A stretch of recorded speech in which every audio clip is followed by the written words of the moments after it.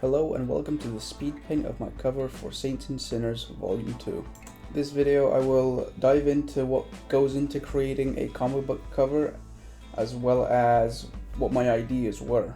Now a lot of people are afraid to use a reference, but as you can see in my project I was not afraid to use reference quite heavily. For example, the image I used was just an image I found on Pinterest, so don't be afraid to use resources. To me, creating a comic book cover involves many nuances, including the concept and design, character placement and composition, color scheme, and typography. To me, the cover should tell a story, evoke emotion, and set the tone for the issue. The design should be eye-catching, impactful, and relevant to the story. Character placement and composition should be carefully considered to create an interesting and balanced image. The color scheme should reflect the mood and the tone of the story, and the typography should be legible, relevant, and visually appealing. Additionally, the comic book cover should accurately represent the content inside and entice the reader to pick up the issue. For example, I personally didn't like some of the characters' designs in the reference that I used, so I changed some things. For example, the third character down, he didn't have a bandana or anything, and I wanted the mystery to be there, and because we don't know what this character is going to be, we don't know the character's motive, so the bandana acts as almost a barrier, if you will. I did want to make my character's appearance look pretty identical to the first issue, because I feel like it doesn't take too far, they're not too far apart, sorry, so that's my 2 cents. Here right now I'm just creating some of the background, just some of the headstones, I think they're called, some of the grass and gravel, etc.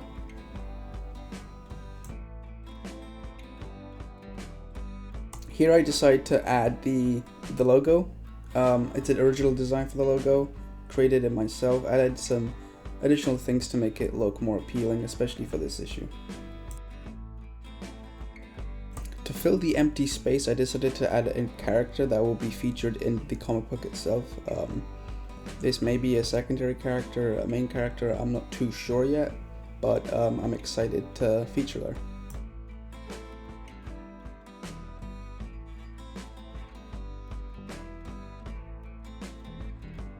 Here you see me sort of play around with the hierarchy of the characters, because I want the main character to be the main focus and everything sort of trickles down, sorry.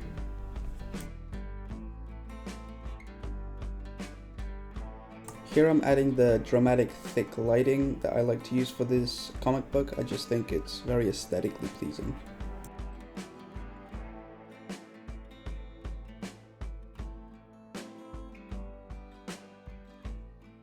I will interject the video with some commentary, but if there isn't anything I need to say particularly, it will just play on.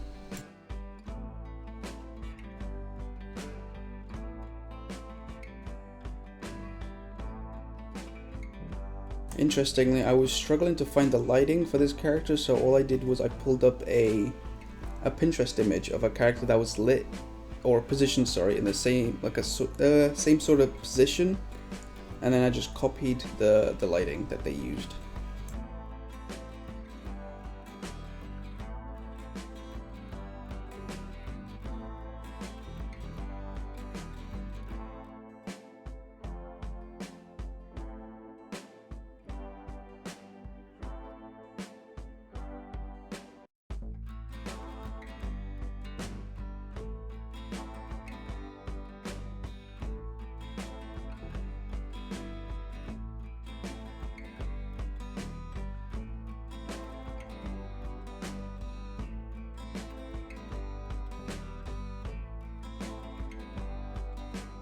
Featuring a female character in the Western genre isn't something that's done very often, so I want to give it justice by making it the best as I can.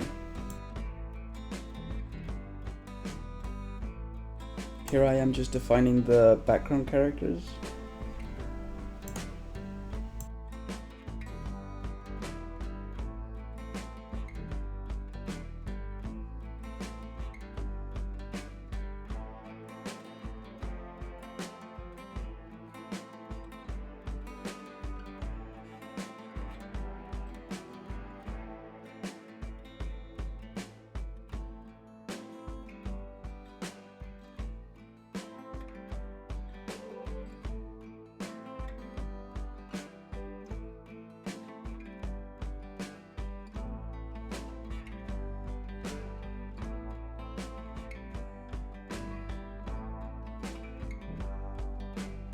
Here I added some mountains, I believe, just to make the empty space a little less barren. Drawing nature and foliage isn't my strong suit, so I decided to download some preset brushes to help me out with that. But we are nearing the end of this voiceover, so thank you very much for watching and have a wonderful day. Bye.